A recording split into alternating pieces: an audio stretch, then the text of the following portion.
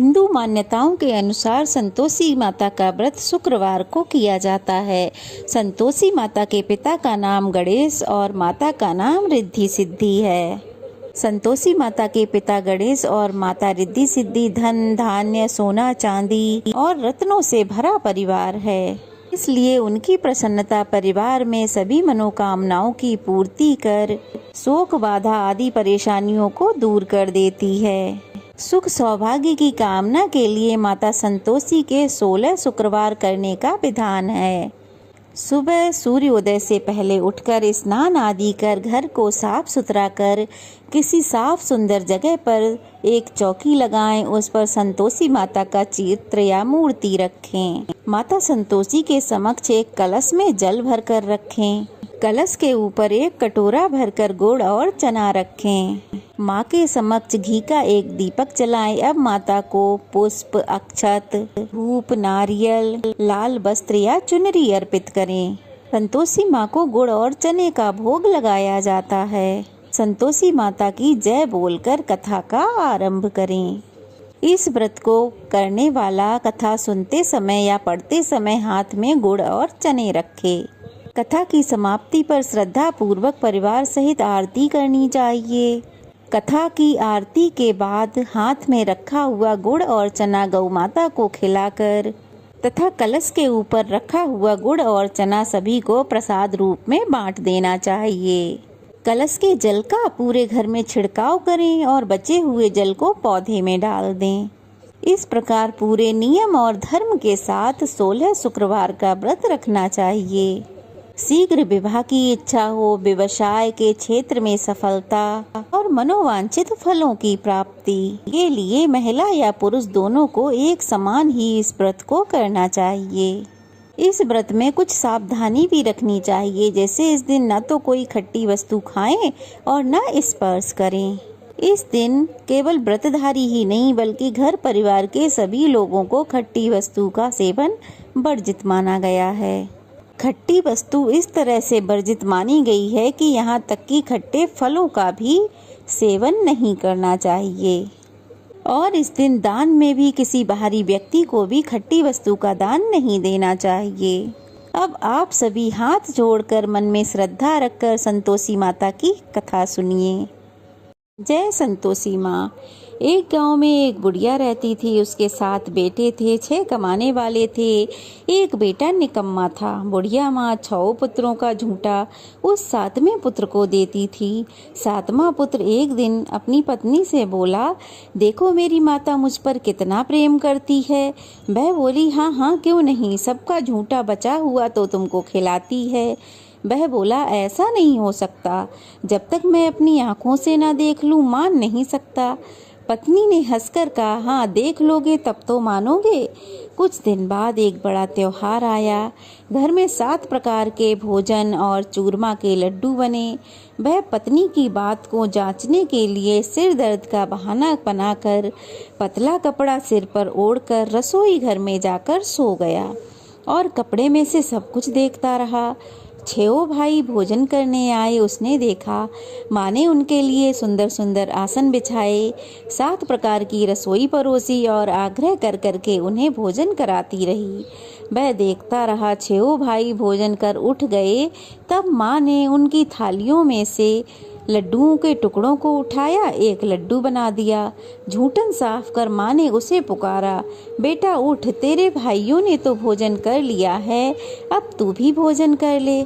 उसने कहा, माँ मुझे भोजन नहीं करना, मैं परदेश जा रहा हूँ।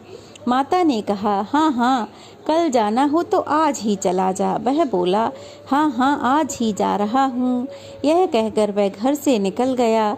चलते समय उसे अपनी पत्नी की याद आई। वह गौशाला में कंडे थाप रही थी।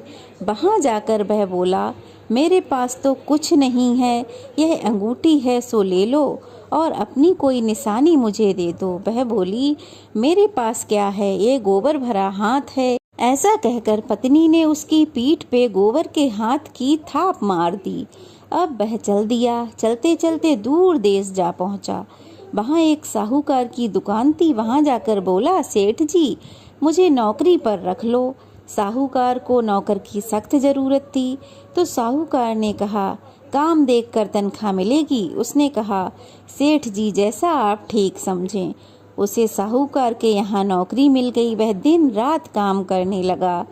कुछ दिन में दुकान का लेन देन, हिसाब किताब, ग्राहकों को माल बेचना, सारा काम करने लगा।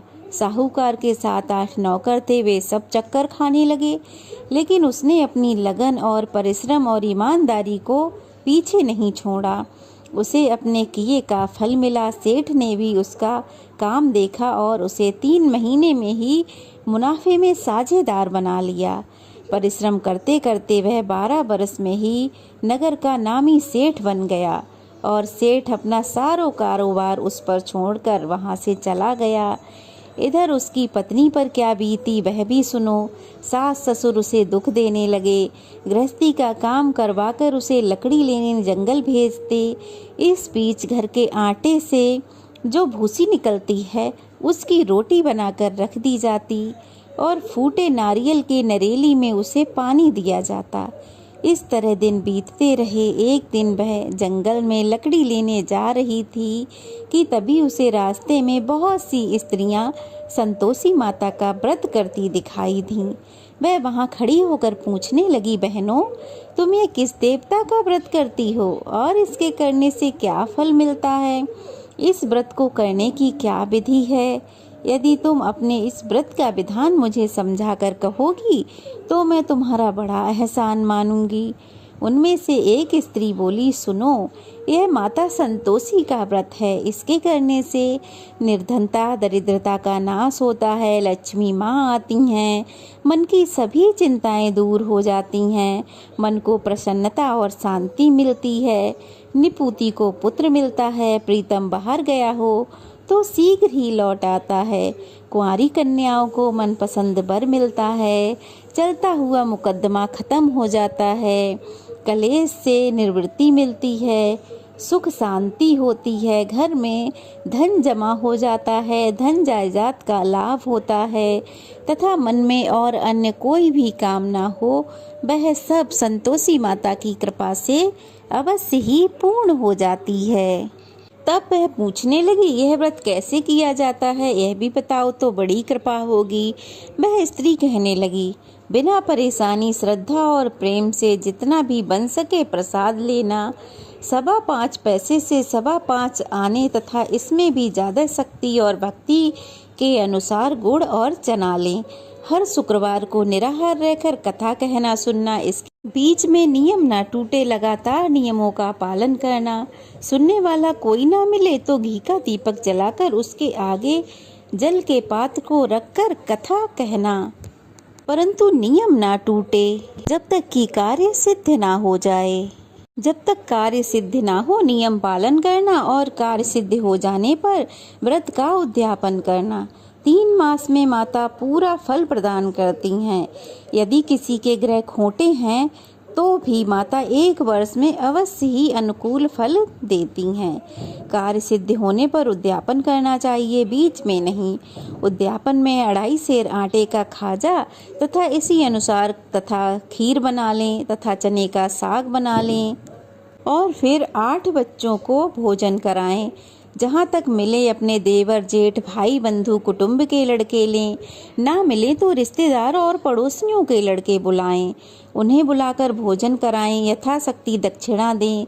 माता का नियम पूरा करना, ध्यान रखें कि उस दिन घर में कोई खटाई ना खाए। यह सुनकर वह बहू वहाँ से चल दी। रास्ते में लकड़ी ली, बोझा लिया और फिर वह लकड़ी बेच दी। उनसे जो पैसे आए उनसे गुड़ और चना ले माता के व्रत की तैयारी कर आगे चल दी। रास्ते में संतोषी माता के मंदिर में जा माता के चरणों में लौटने लगी और विनती करने लगी, हे माँ, मैं दीन हूँ, मूर्ख हूँ, व्रत के नियम नहीं जानती, मैं बहुत दुखी हूँ। हे माता, मेरा दुख दूर करो, मैं तुम्हारी शरण में आई हूँ, मुझ पर दया करो। एक शुक्रवार बीता कि दूसरे शुक्रवार को ही उसके पति का पत्र आया और तीसरे शुक्रवार को उसका भेजा हुआ पैसा आ पहुंचा। यह देखकर उसकी जेठानियां मुंह सिकोड़ने लगीं। इतने दिनों बाद पैसा आया, इसमें क्या बढ़ाई? लड़के ताने देने लगे, काकी के पास अब पत्र आने लगे हैं, रुपया आना लगा है, अब तो काकी की खातिर बढ़ेगी, अब तो काकी बुलाने से भी नहीं बोलेगी। बेचारी सरलता से कहती, भैया पत्र आए रुपया आए हम सबके लिए अच्छा है। ऐसा कहकर आंखों में आंसू भरकर संतोषी माता के मंदिर में जा मातेश्वरी के चरणों में गिरकर रोने लगी। माँ, मैंने तुमसे पैसा नहीं मांगा, मुझे पैसे से क्या काम, मुझे तो अपने सुहाग से काम है।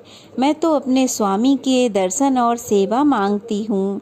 तब माता ने प्रसन्न होकर कहा, जा बेटी, तेरा स्वामी जल्दी ही आएगा। यह सुन खुशी से बावली होकर वह घर आकर काम करने लगी। संतोषी माँ विचार करने लगी, इस भोली पुत्री से मैंने कह तो दिया कि तेरा पति शीघ्र आएगा, पर वह आएगा कहाँ से? वह तो इसे स्वप्न में भी याद नहीं करता। उसे इसकी याद दिलाने मुझे ही जाना पड़ेगा। संतोषी माता ने उस बुढ़िया के बेटे को स्वप्न में समझाया, पुत्र तेरी पत्नी बड़े कष्ट उठा रही है, घर वाले उसे बड़े कष्ट दे रहे हैं, तू शीघ्र जा उसकी सुधि ले। वह बोला, माता मैं तो यह सब नहीं जानता, परंतु मैं क्या करूं, वहां कैसे जाऊं, परदेश की बात है, लेन देन सारा हिसाब किताब है, कोई जाने का रास्ता नजर नहीं आता, आप ही कोई राह दिखाएं कि मैं कैसे जाऊं। माँ कहने लगी, सवेरे नहा धोकर संतोषी माता का नाम ले, घी का दीपक जला दंडवत कर दुकान पर जा बैठना। देखते देखते तेरा सारा लेन देन चुक जाएगा, जमा माल बिक जाएगा, सांझ होते होते धन का ढेर लग जाएगा। वह अगले दिन सुबह जल्दी उठा। उसने अपने मित्र बंधुओं परिचितों को स्वप्न में माता द्वारा की गई बात कह सुनाई। वे सब उसकी खिल्ली उड़ाने लगे। वे कहने लगे, कभी सपने की बात भी सच होती है। एक बूढ़ा व्यक्ति समझदार था, वह बोला, देखो भाई, मेरी मानो तो इस तरह सांच झूठ करने के बदले देवता ने जैसा कहा है वैसा ही कर लो, इसमें करने में क्या जाता है। बूढ़े की बात मानकर वह नहा धोकर संतोषी माता का नाम ले उन्हें प्रणाम कर उनके आगे एक घी का दीपक जलाकर दुकान पर जा बैठा। अब क्या, देखते ही देखते उसका सारा माल बिक गया, शाम तक धन का ढेर लग गया। वह हैरान हुआ, मन में संतोषी माता का नाम ले प्रसन्न हो अपने घर जाने के वास्ते गहना कपड़ा खरीदने लगा। सब काम से निपटकर वह घर की ओर रवाना हुआ। उधर उसकी पत्नी जंगल में लकड़ी लेने गई। लौटते वक्त थक जाने के कारण माता के मंदिर में विश्राम करने बैठ गई। यह तो उसका रोज का रुकने का स्थान था। धूल उड़ती देख उसने पूछा, हे माता, यह धूल कैसी उड़ रही है? माँ ने कहा, हे पुत्री, तेरा पति आ रहा है, तू ऐसा कर, लकड़ियों के 3 बोझ बना, एक नदी के किनारे रख, दूसरा मेरे मंदिर पर और तीसरा अपने सिर पर रख। तेरे पति को लकड़ी का गट्ठा देखकर मोह पैदा होगा, वह यहाँ रुकेगा, नाश्ता पानी बना खाकर माँ से मिलने जाएगा। तू लकड़ी का बोझ उठाकर जाना और बीच चौक में गट्ठा डालकर जोर से 3 आवाज लगाना। लो सासू जी, लकड़ियों का गट्ठा लो, भूसी की रोटी दो, नारियल के खोपरे में पानी दो, आज कौन मेहमान आया है। संतोषी माँ की बात सुनकर वह बहुत अच्छा माँ कहकर प्रसन्न हुई और लकड़ियों के 3 बोझ बना लाई। एक नदी तट पर रखा, दूसरा माता के मंदिर पर। इतने में ही एक मुसाफिर आ पहुँचा। सूखी लकड़ी देख उसको इच्छा हुई कि अब यहीं विश्राम कर ले, भोजन बना खाकर फिर गांव को चले। इस प्रकार भोजन बनाकर खाया, विश्राम कर वह अपने गांव को गया। उसी समय बहू सिर पर लकड़ी का गट्ठा लिए आई। उसने गट्ठा को आंगन में डाला और जोर से 3 आवाजें दी। लो सासू जी, लकड़ी का गट्ठा लो, भूसी की रोटी दो, नारियल के खोपरे में पानी दो, आज कौन मेहमान आया है। यह सुनकर सास अपने दिए हुए कष्टों को भुलाने के लिए कहने लगी, बहू तू ऐसा क्यों कहती है, तेरा मालिक ही तो आया है, आ बैठ, मीठे भात खा, गहने कपड़े पहन। पत्नी की आवाज़ सुनकर उसका स्वामी बाहर आया और उसके हाथ में पहनी अंगूठी देख व्याकुल हो गया और माँ से पूछने लगा, माँ यह कौन है? माँ बोली, बेटा तेरी पत्नी है। आज 12 बरस हो गए जब से तू गया है, तब से सारे गांव में जानवर की तरह भटकती फिरती है। काम काज कुछ करती नहीं, 4 समय आकर खा जाती है। अब मुझे देखकर भूसी की रोटी और नारियल के खोपरे में पानी मांगती है। वह बोला, माँ मैं इसे भी जानता हूँ और तुम्हें भी। मुझे दूसरे घर की चाबी दो, मैं उसमें रहूँगा। माँ ने कहा, ठीक है बेटा, जैसी तेरी मर्जी। कहकर माँ ने चाबी का गुच्छा बेटे के सामने रख दिया। उसने दूसरे घर को खोला और सारा सामान उसमें जमाया। एक ही दिन में वहाँ राजा के महल के समान ठाट बाट बन गए। अब क्या था, वह सुख भोगने लगी। अगला शुक्रवार आया। उसने अपने पति से कहा, मुझे माता का उद्यापन करना है। पति ने कहा, बहुत अच्छा, खुशी से करो। वह उद्यापन की तैयारी करने लगी। जेठ के लड़कों को भोजन के लिए कहने गई। उन्होंने मंजूर किया, परंतु पीछे से जिठानी ने अपने बच्चों को सिखाया, देखो रे, भोजन के समय सब लोग खटाई मांगना, जिससे उसका उद्यापन पूरा ना हो। लड़के भोजन करने आए, पेट भर के खीर खाई, परंतु बात याद आते ही कहने लगे, हमें कुछ खटाई खाने को दो, खीर खाना हमें नहीं भाता। यह देखकर तो अरुचि होती है। बहू ने कहा, खटाई किसी को नहीं मिलेगी। बच्चे उठ खड़े हुए, बोले, ठीक है, पैसे लाओ। भोली बहू कुछ जानती नहीं थी, तो उसने बच्चों को पैसे दे दिए। लड़कों ने बाजार जाकर उन पैसों से इमली खरीद कर खाई और यह देखकर बहू पर माता जी ने कोप किया। राजा के दूत उसके पति को पकड़ कर ले गए। अब सब उसकी जेठानियां ताने देने लगीं, चोरी करके लाया होगा, अब सब मालूम पड़ जाएगा, जब जेल की रोटी खानी पड़ेगी। बहू से यह वचन सहन नहीं हुए। वह संतोषी माता के मंदिर में गई और कहने लगी, हे माता, यह तुमने क्या किया? हंसा कर क्यों रुलाने लगी? माता बोली, पुत्री, तूने मेरा व्रत भंग किया, इतनी जल्दी सब बातें भुला दी। वह बोली, माता, भूली तो नहीं हूँ, ना हो कुछ अपराध किया है, मुझे तो उन लड़कों ने भूल में डाल दिया, मुझे क्षमा करो माँ। माँ बोली, ऐसी भूल कभी मत करना। यह बोली, अब कोई भूल नहीं होगी माँ, अब बताओ मेरे पति कैसे आएंगे? माँ बोली, पुत्री, जा, तेरा पति तुझे रास्ते में ही मिलेगा। वह मंदिर से निकलकर बाहर आई तो रास्ते में उसे उसका पति आता मिला। उसने पूछा, कहाँ गए थे? वह बोला, इतना धन जो कमाया है उसका कर राजा ने मांगा था, वह भरने गया था। वह प्रसन्न होकर बोली, भला हुआ, अब घर चलो। फिर अगला शुक्रवार आया। वह बोली, मुझे माता का उद्यापन करना है। पति ने कहा, ठीक है, करो। वह फिर जेठ के लड़कों को भोजन करने गई। जेठानी ने लड़कों को सिखा दिया कि तुम पहले की तरह ही खटाई मांगना। लड़के भोजन करने बैठे, लेकिन भोजन करने से पहले ही कहने लगे, हमें खीर पूरी नहीं भाती, जी बिगड़ता है, कुछ खटाई खाने को दो। वह बोली, खटाई खाने को नहीं मिलेगी, खाना है तो खाओ, नहीं तो उठकर यहाँ से चले जाओ। उसने ब्राह्मणों के लड़कों को बुलाकर भोजन कराया। दक्षिणा की जगह उन्हें एक एक फल दिया, जिससे संतोषी माता बहुत प्रसन्न हुई। माता की कृपा से 9वें महीने में उसको चंद्रमा के समान एक सुंदर पुत्र प्राप्त हुआ। पुत्र को लेकर वह प्रतिदिन संतोषी माता के मंदिर जाने लगी। माँ ने सोचा कि यह रोज आती है, आज क्यों ना मैं ही इसके घर चलूं, इसका आसरा तो देखूं। यह विचार कर माता ने एक भयानक रूप बनाया। गुड़ और चने से सना मुख, ऊपर से सूंड के समान मोटे मोटे ओंठ, जिन पर मक्खियां भिनभिना रही थीं। दहलीज में पांव रखते ही उसकी सास चिल्लाई, देखो रे, कोई चुड़ैल डांकनी चली आ रही है, लड़कों इसे भगाओ, नहीं तो ये सबको खा जाएगी। बहू रोशनदान में से देख रही थी। वह प्रसन्न हो उठी, आज मेरी माता मेरे घर आई है। यह कहकर वह दूध पीते बच्चे को गोद से उतार माँ की ओर दौड़ी। यह देख सास को क्रोध आया और वह बोली, अरे राण, इसे देखकर कैसी उतावली हुई है जो बच्चे को पटक दिया। इतने में माँ के प्रताप से जहाँ देखो वहाँ लड़के ही लड़के नजर आने लगे। वह बोली, माँ जी, मैं जिनका व्रत करती हूँ ना, यह वही संतोषी माता हैं। इतना कह उसने झट से घर के सारे किवाड़ खोल दिए। सबने माता के चरण पकड़ लिए और विनती करने लगे, हे माता, हम मूर्ख हैं, अज्ञानी हैं, तुम्हारे व्रत की विधि नहीं जानते। तुम्हारा व्रत भंग कर हमने बहुत बड़ा अपराध किया है।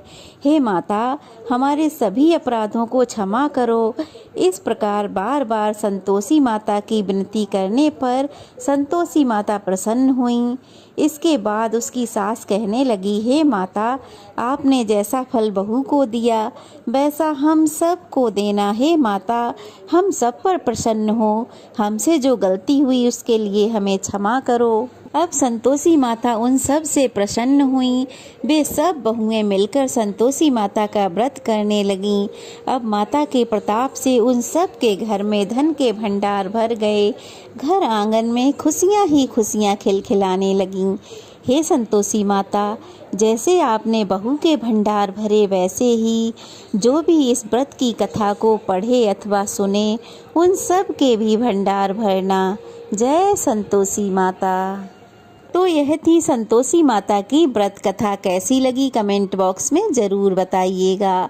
अच्छी लगी हो तो वीडियो को लाइक कीजिए, कमेंट बॉक्स में संतोषी माता की जय लिखिए और अगर नए हैं तो प्लीज़ चैनल को सब्सक्राइब कीजिए।